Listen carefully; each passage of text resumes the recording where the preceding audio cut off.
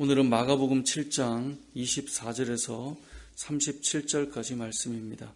예수께서 일어나서 거기를 떠나 도로 지방으로 가서 한 집에 들어가 아무도 모르게 하시려 하나 숨길 수 없더라. 이에 더러운 귀신 들린 어린 딸을 둔 한 여자가 예수의 소문을 듣고 곧 와서 그 발 아래 엎드리니 그 여자는 헬라인이요 솔보닉의 족속이라. 자기 딸에게서 귀신 쫓아내시기를 간구하거늘 예수께서 이르시되 자녀로 먼저 배불리 먹게 할지니 자녀의 떡을 취하여 개들에게 던짐이 마땅치 아니하니라. 여자가 대답하여 이르되 주여 올소이다마는 상아래 개들도 아이들이 먹던 부스러기를 먹나이다. 예수께서 이르시되 이 말을 하였으니 도로 가라 귀신이 네 딸에게서 나갔느니라 하시매 여자가 집에 들어가 본즉 아이가 침상에 누웠고 귀신이 나갔더라. 예수께서 다시 두로 지방에서 나와 시돈을 지나고 데가볼리 지방을 통과하여 갈릴리 호수에 이르시매 사람들이 귀먹고 말더는 자를 데리고 예수께 나와 안수하여 주시기를 간구하거늘 예수께서 그 사람을 따로 데리고 물을 떠나사 손가락을 그의 양귀에 넣고 침을 뱉어 그의 혀에 손을 내시며 하늘으로 탄식하시며 그에게 이르시되 에바다 하시니 이는 열리리라는 뜻이라. 그의 귀가 열리고 혀가 맺힌 것이 곧 풀려 말이 분명해졌더라. 예수께서 그들에게 경고하사 아무에게도 이르지 말라 하시되 경고하실수록 그들이 더욱 널리 전파하니 사람들이 심히 놀라 이르되 그가 모든 것을 잘하였도다. 못 듣는 사람도 듣게 하고 말 못하는 사람도 말하게 한다 하니라. 아멘. 오늘 본문에는 어린 딸이 귀신 들려 고통스러워하던 한 여인이 예수님께서 두로 지방에 오셨다는 소식을 듣고 예수님께 나온 이 사건으로 이 이야기가 시작됩니다.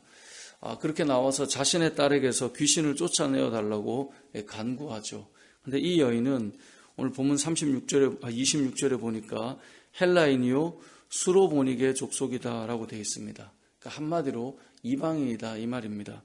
그러니까 이방인이 자신의 딸이 귀신 들려서 고쳐달라고 지금 간구하는 상황 속에 주님께서 늘 해왔던 사역을 보면 긍휼히 여기고 불쌍히 여기고 그들을 고쳐주시고 이렇게 하셨는데 오늘 본문에는 특별한 한 말씀을 하셨습니다. 뭐라고 말씀하셨냐면 27절에 자녀로 먼저 배불리 먹게 할지니 자녀의 떡을 취하여 개들에게 던지는 것이 마땅하지 않다.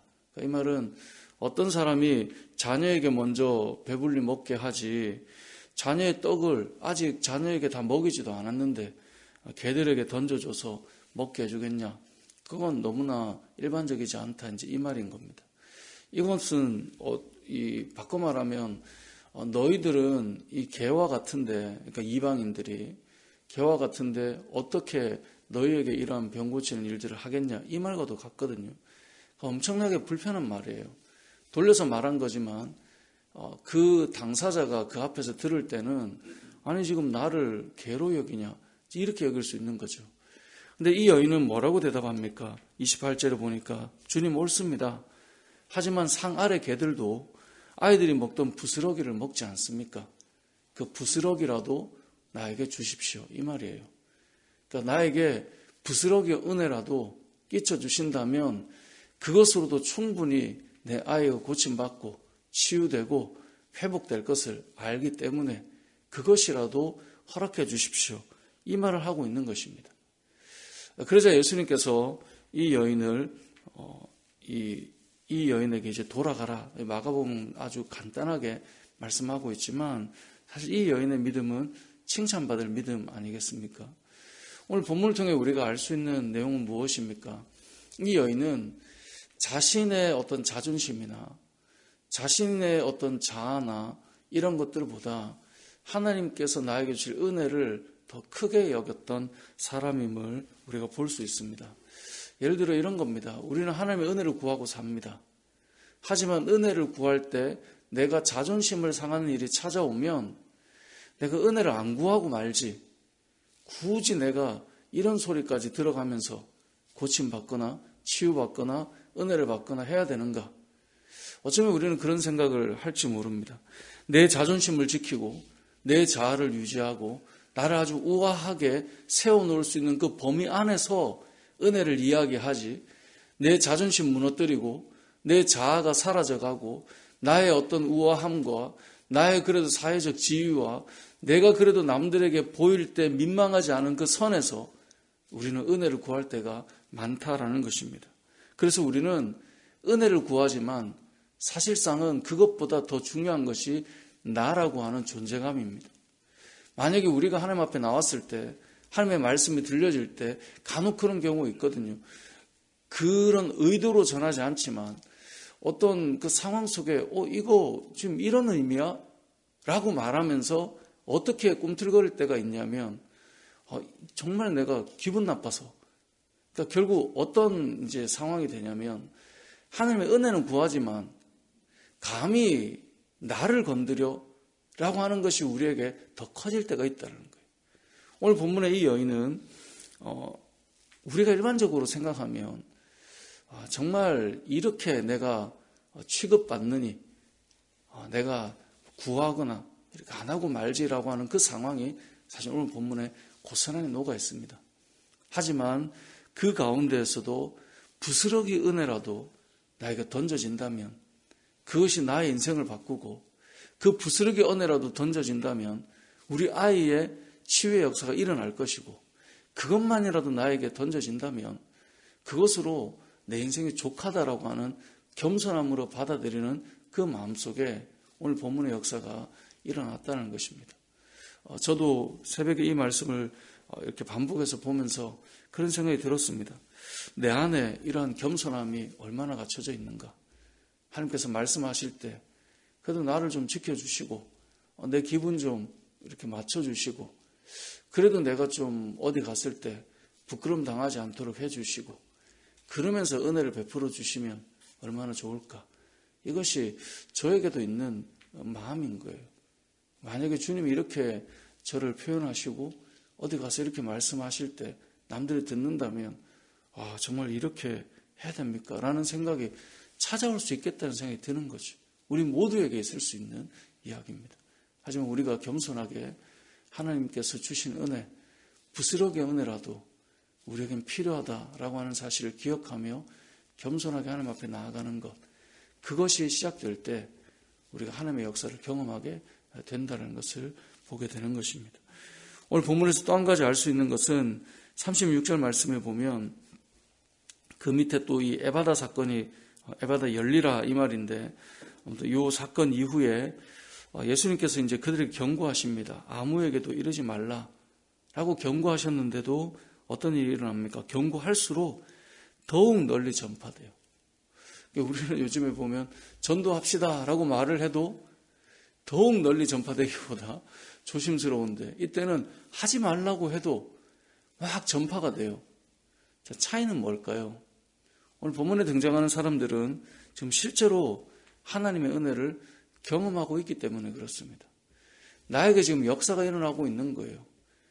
이 보지 못했던 자가 보게 되고요, 듣지 못했던 자가 듣게 되고요, 그리고 말을 잘 못하던 자의 말이 시작되고요, 그리고 귀신 들린 사람이 귀신이 떠나가고 회복의 역사가 막 일어납니다. 그러니까 이들이 말할 것이 있는 거예요. 우리가 왜 전도할 때 어렵냐면, 저도 예전에 전도복발 훈련을 받고 복음을 전하는 그 전문을 막 외워요. 40분 동안 어떤 한 사람에게 복음 전할 내용을 열심히 외워서 다다다다다 전해요. 또 15분으로 축약하기도 하고요, 3분으로 축약하기도 하고요. 그래서 막 전해요. 물론 그렇게 전할 때 하나님의 역사가 있기 때문에 막 감격도 있고 기쁘더라고요. 근데 더 큰 게 있어요. 더 큰 것은 복음을 전하는 내용을 어떻게 정리할 거냐, 그것도 상당히 중요한 이야기지만 더 중요한 것은 내가 지금 하나님의 은혜와 하나님의 기적과 하나님의 역사의 중심에 내가 있느냐가 더 중요해요. 내가 전도를 할 때 말을 화려하게, 어떤 복음을 전할 때 뭔가 이것을 이 말을 듣고 저 사람이 그것이구나 깨닫지 못하더라도 전하는 사람들의 특징은 은혜가 지금 머물러 있는 거예요. 내 안에 하나님의 역사가 있는 거예요. 오늘 말씀을 들었는데 그것이 내 안에서 꿈틀거리기 시작하는 거예요. 그러면 뭘 어떻게 해야 될지는 모르지만 가서 말하는 거예요. 그래도 교회 한번 가보자. 그래도 예수님 믿어야 돼. 하지 말라고 해도 하는 이유는 지금 그 사람 안에는 하나님의 은혜가 흐르고 있음을, 하나님의 역사가 그 삶에 경험되고 있음을 보여주는 것입니다. 아무리 복음을 이론적으로 잘 설명할 수 있도록 외워놓는다 해도 내 안에 지금 은혜가 흐르고 있지 않으면 그것은 그냥 교리적으로 또 내용적으로 잘 가지고 있을 뿐이라는 것입니다. 그래서 오늘 본문에서 36절에 보면 아무에게도 이르지 말라라고 아무리 경고를 해도 경고하면 할수록 더 전해요. 이유는 무엇입니까? 그들이 예수님의 그 기적의 중심에 주인공으로 서 있기 때문에 그렇습니다. 내가 병이 나았는데, 내가 치유받았는데, 내가 하나님의 은혜를 받았는데, 내가 하나님의 역사를 경험했는데 어떻게 말을 안 할 수 있느냐는 거예요. 근데 예를 들어서 주님이 하신 것이 아니고 내가 애써서 한 건데, 내가 노력해서 한 건데, 내가 노력해서 이만큼 일구었는데, 그러면 복음을 전하는 것이 아니라 뭘 전하겠어요? 내가 했던 일들을 전하겠죠. 결국은 복음을 전함은 우리가 복음 안에서 얼마나 그 은혜를 경험하는가가 중요한 포인트라는 것을 오늘 본문에서 우리가 알 수 있게 되는 것입니다. 말씀을 정리해 보겠습니다. 두 가지를 기억했으면 좋겠습니다. 첫 번째는 하나님에게서 우리에게 주어지는 부스러기 은혜라도 우리가 사모할 때 그것은 우리에게 놀라운 역사로 나타나고 특별히 우리가 그러한 겸손한 마음이 있는가를 생각해 보아야 할 것입니다.